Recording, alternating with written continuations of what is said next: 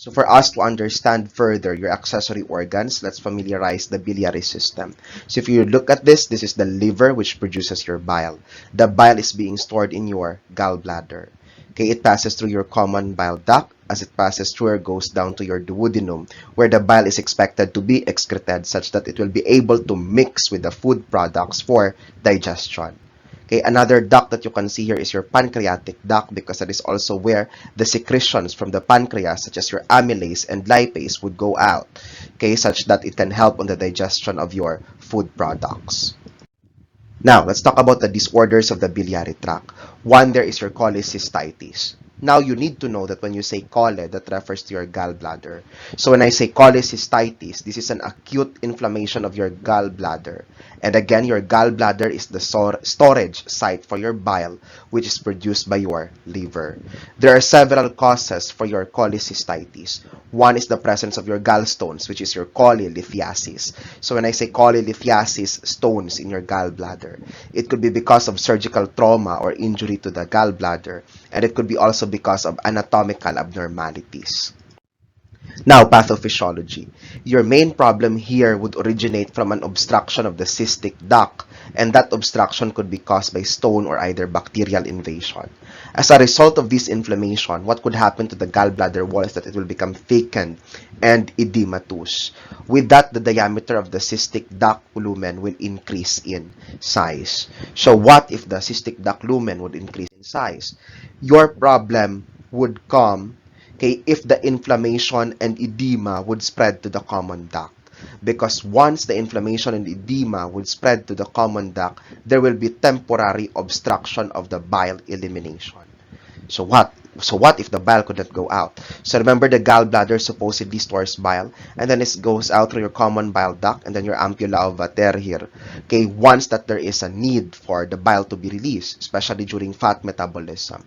But if there is inflammation, if there is edema, or if there is obstruction on this part of our anatomy, one thing that your patient may manifest is jaundice. And this jaundice is brought about by the bilirubin that goes to the blood of your patient. So what do I mean by bilirubin? Because of the obstruction here, class, the possibility is for the gallbladder to distend. And once the gallbladder is overly distended, there is a possibility for the bile to leak to the bloodstream. With the leakage of the bile to the bloodstream, you will have the byproduct, bilirubin. Okay, so particularly your conjugated bilirubin. So this is on your, this one shows the flow of your bile. Okay, so you can see this is the sphincter of Oddi, where your bile supposedly comes out.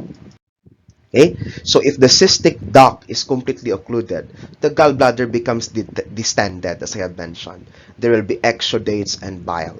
In the long run, or following the acute attack, the mucosa would heal, scarring the gallbladder wall and affecting the gallbladder functioning.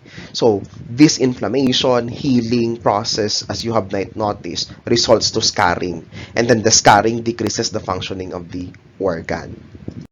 Now, there are several types for your cholecystitis. First, there is an acute and chronic type. Let's talk about the acute cholecystitis. So when I say acute cholecystitis, there are also two main types. So you have your calculous cholecystitis, and then you also have your acalculous cholecystitis.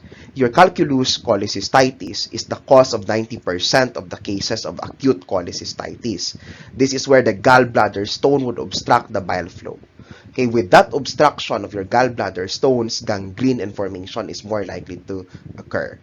In your acalculous, okay, it says acalculous, okay, meaning there is no calculus, there is no obstruction, there is no stone formation. So this is the absence of obstruction by a gallstone. So meaning our problem is cholecystitis alone, inflammation alone, and not anymore your cholelithiasis. Whereas in your calculus cholecystitis, commonly it is the cholelithiasis, okay, that causes your calculus cholecystitis. Where the assessment findings, so there are pain in the right upper quadrant, okay, or epigastric pain that may last for 12 to 14 hours, or 12 to 18 hours, Then there will be low-grade fever due to inflammation. Nausea and vomiting after a high-fat diet. Why? Because remember that it's your bile supposedly, which is in charge of the metabolism of your fats. Because of the block, okay, on the bile system, your fat could not be properly metabolize. Then you also have your flatulence. Okay, you will have also feelings of indigestion, abdominal tenderness, and then palpable gallbladder when you are eliciting your Murphy sign. Remember, you instruct the patient to inhale. By the time that the patient is inhaling, okay, you instruct him to exhale. By the time he's exhaling, you grab the position of your bladder or your gallbladder, and then you instruct the patient to inhale. By the time that you are able to elicit pain, you can also palpate your gallbladder usually because of the inflammation of your gallbladder. Now, there will be clay-colored stools. Your clay-colored stools is brought about by the lack of your bile also. And then you also have your steatorrhea stools. Your steatorrhea stools, okay, is a presence of fats in your stools, greasy substances in your stools. And this is again brought about by the lack of bile, which is supposedly the one to metabolize your fats. And then bile-colored urine. Why is the bile going out of the urine? So if you can recall, supposedly the bile should be going out the gastrointestinal tract. In this case, the bile goes out of the urine because of the excess bilirubin levels in the bloodstream. And that will be processed by the kidney. It goes out in the bloodstream. But take note, this takes time to occur. One particular thing also that you need to note in your gallbladder problems is that there is occurrence of biliary colic. Okay, so colic, severe pain, especially if the stone is blocking the common bile duct. Okay, your patient may have nausea, vomiting, flatulence, and these signs and symptoms are usually triggered by either fried, okay, you have spicy, then you have your fatty food. That's the usual trigger. When I talk about pain, by the way, in your gallbladder disorders, this pain usually radiates to the back. Okay, radiation to the back, especially to your right scapula or your right shoulder. Okay, that radiation is what you refer to as your referred pain. Okay, we're talking about referred pain. Then oftentimes there is pain in movement. Okay, sometimes the patient would even manifest with chills. Now, complications. If your cholecystitis will not be treated, there will be a risk for perforation. Okay, just like your other organs when they are not treated, especially in the GI. Now, with the leak of your bile going towards your system, okay, or with the leak of the bile, going towards the abdominal cavity, peritonitis is very likely. Then you will have infection of the biliary system, pancreatitis, which is the acute inflammation of your pancreas, intestinal obstruction, and then fistula formation. So what is our management for this patient? So we'd like to manage this patient on bed rest. We'd also want to do fluid and electrolyte replacement. Okay, usually your patient will be placed on NPO, especially on the acute stage. For the drug therapy, we give your analgesics. Even encounter patients whom we need to give morphine just to control the pain of the patient. Then we have your antibiotics. Your antibiotics would depend actually on the cholecystitis cause, but since it is usually associated also, okay, with infection, okay, usually they start with antibiotics. Then dietary management. If your patient does not want to suffer the cramping pain, okay, all over the night, your patient needs to have your low-fat diet. Then you have your surgery, which is your cholecystectomy, and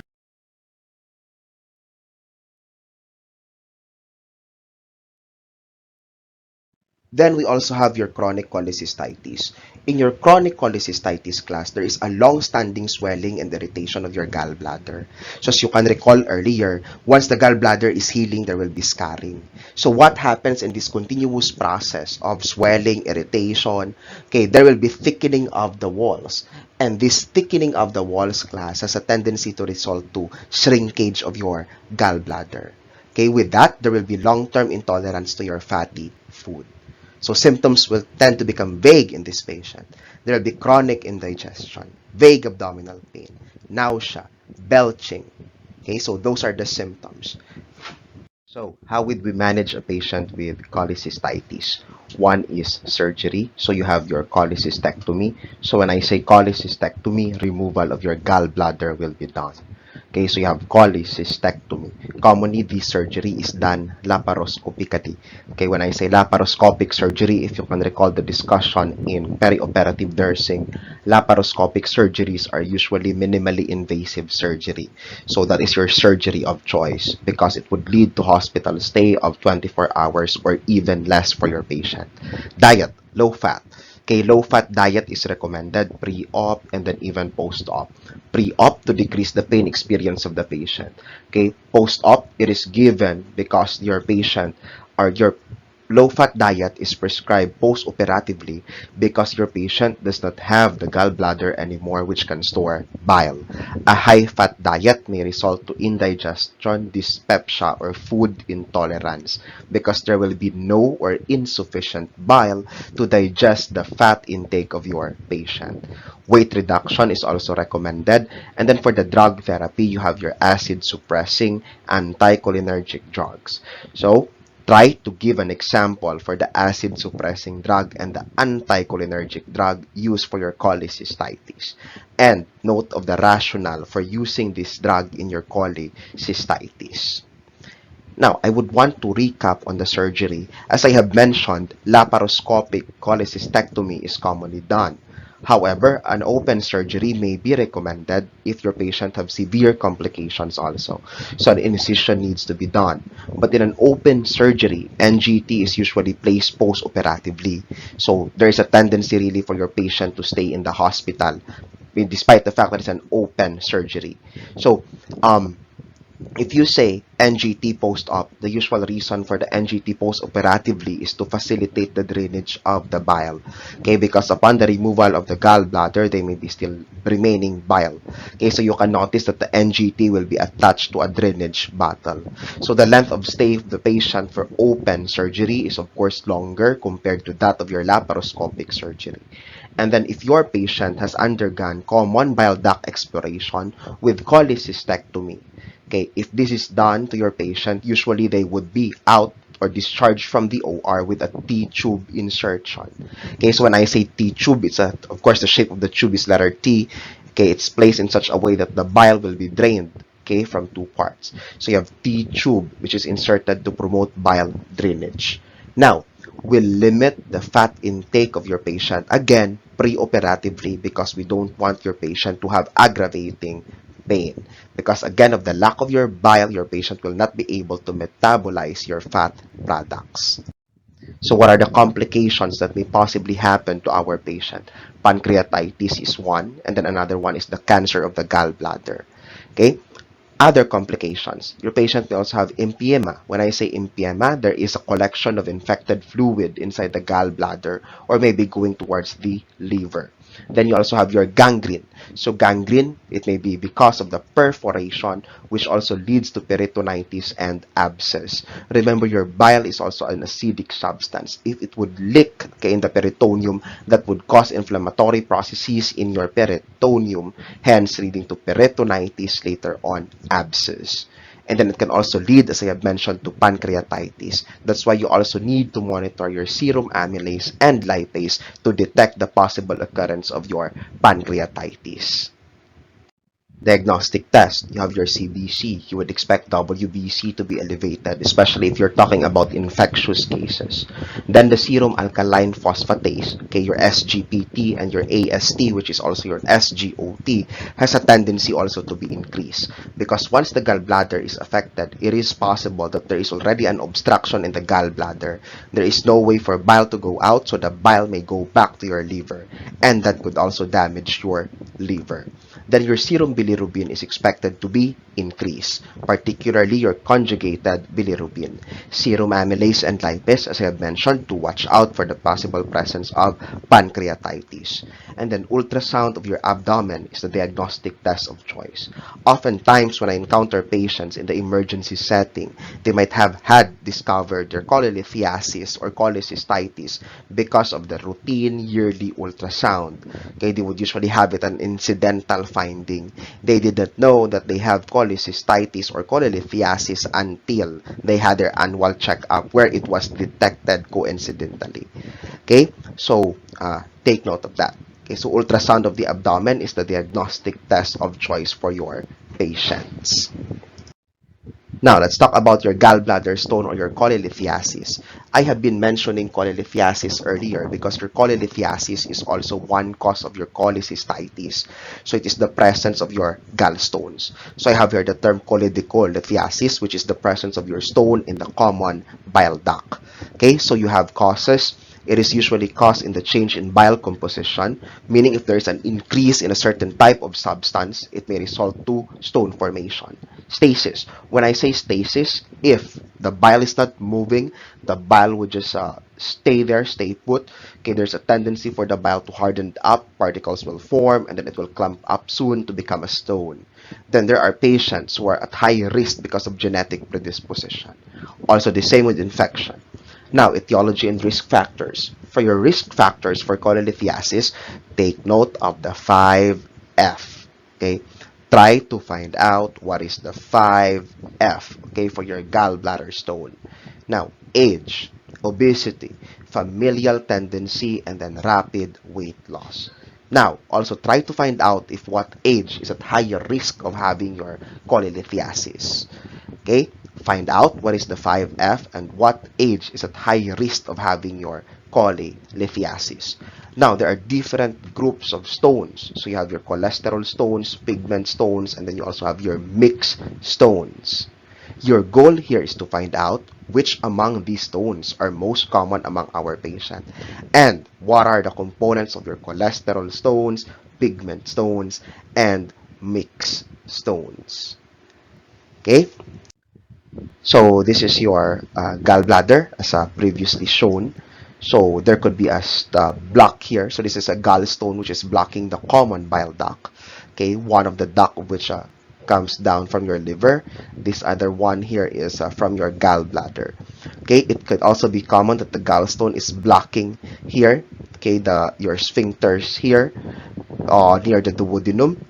Or it is possible also for the stone to stay inside the gallbladder. Okay, believe me, the stones for gallbladder are big also. Okay, so that's why they can cause obstruction. Okay, another illustration perhaps of stones which are obstructing, okay, on the duodenal exit. So this one is a gallbladder with numerous types of stones. Okay, the brownish and greenish color would suggest cholesterol calculi for that matter. So these are your cholesterol calculi. Okay, these are gallstones. If you would look at this, if this is your gallbladder, okay, the specimen is about 5 centimeter long. So as you can see, there are stones, okay, which covers the entirety of your gallbladder. There are stones as big as this, okay, as big as this one. Okay, it's just a single stone within your gallbladder. So with that image, I hope you understand why we are removing the gallbladder. Why do we need to do cholecystectomy for this patient? Okay, so assessment findings for this patient. Symptomatic for major persons. They may have biliary colic, that's the severe pain. Then there may be jaundice. So jaundice when there is already common bile duct obstruction. So again, because the bile could not go out, the bile tends to go back, okay, or reflux to your gallbladder going towards the bloodstream. When it leaks in the bloodstream, okay, bilirubin levels in the blood shooting up, patient has jaundice. Nausea and vomiting is also related to your increase of bilirubin. Other than that, it is also related to the next factor, which is intolerance to fatty food. Usually, the patient would complain of vague upper abdominal discomfort. A diagnostic test of choice will still be ultrasound. Then you have your CT scan. You also have your oral cholecystography. Now, if you would search for oral cholecystography, you will find out that they has the patient to swallow an oral contrast. And then after that, the bile duct and the common bile duct along with the gallbladder will be visualized. You also have your cholangiography. So in cholangiography, when you see geography, usually contrast media is injected to your blood vessel, and then a series of x-rays will be taken. And then ERCP. ERCP is endoscopic retrograde cholangiopancreatography. So in that case, an endoscope will be inserted to your patient. And then through the duodenum, okay, a small scope will be inserted going towards the common bile duct that will be able to help to visualize your gallbladder, okay, and the common bile duct. So what is our management for our patient with gallstones? Okay, nutritional and supportive therapy. Complete bed rest. They usually could not tolerate the pain. Then NPO and NGT. The purpose of NPO is to provide gastric rest. Okay, because if the stomach is not on rest, GI is not on rest, bile production would increase, aggravating pain and signs and symptoms. NGT for possible drainage.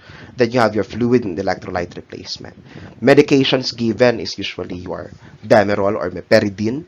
Then you have your antiemetics, antispasmodic, anticholinergic, and antibiotics. Try to search for examples for each of these medications based on your textbook. Okay, just search for the medications that are being used for this specific condition.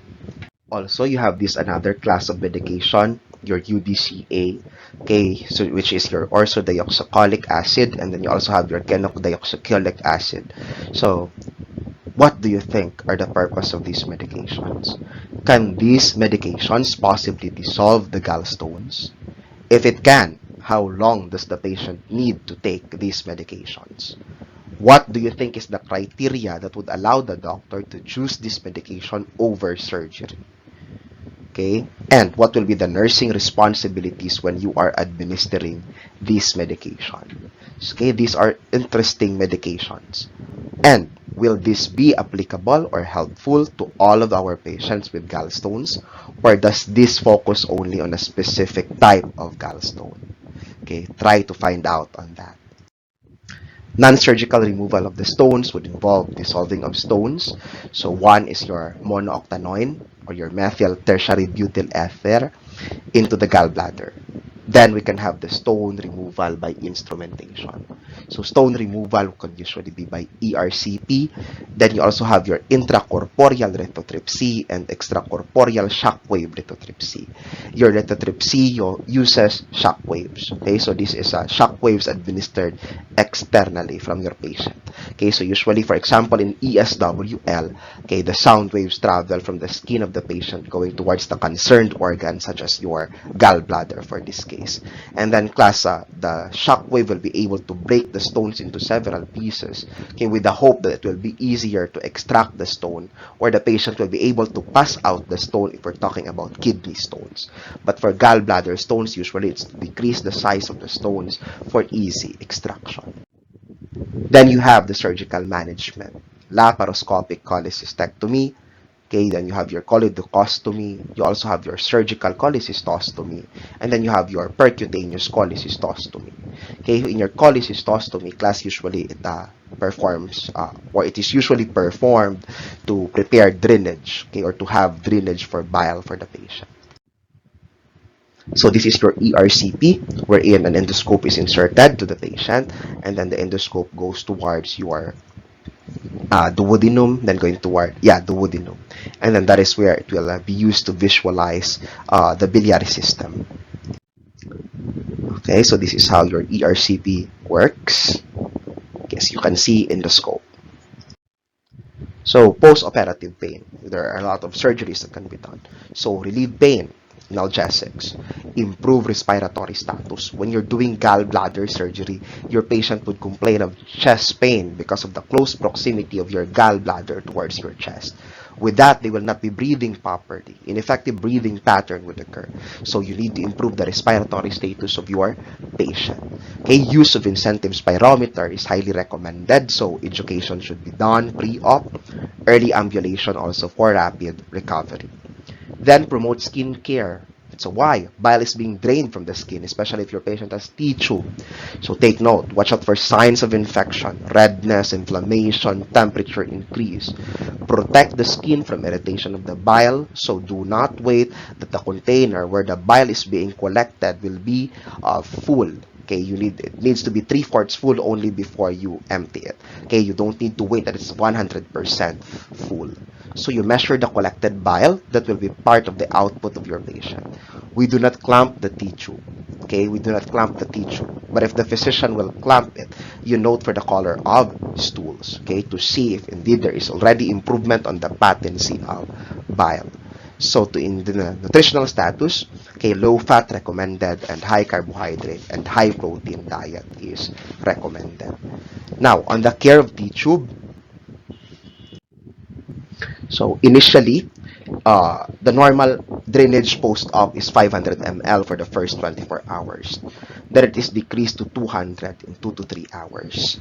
Initially, it would appear to be green. Then you need to report excessive drainage because this may indicate obstruction. So you need to place the patient in Fowler's position. Okay, that is to promote comfort, and then other than that, that will facilitate lung expansion. Again, you need to be careful with the skin because bile leaking may occur during the change of dressing.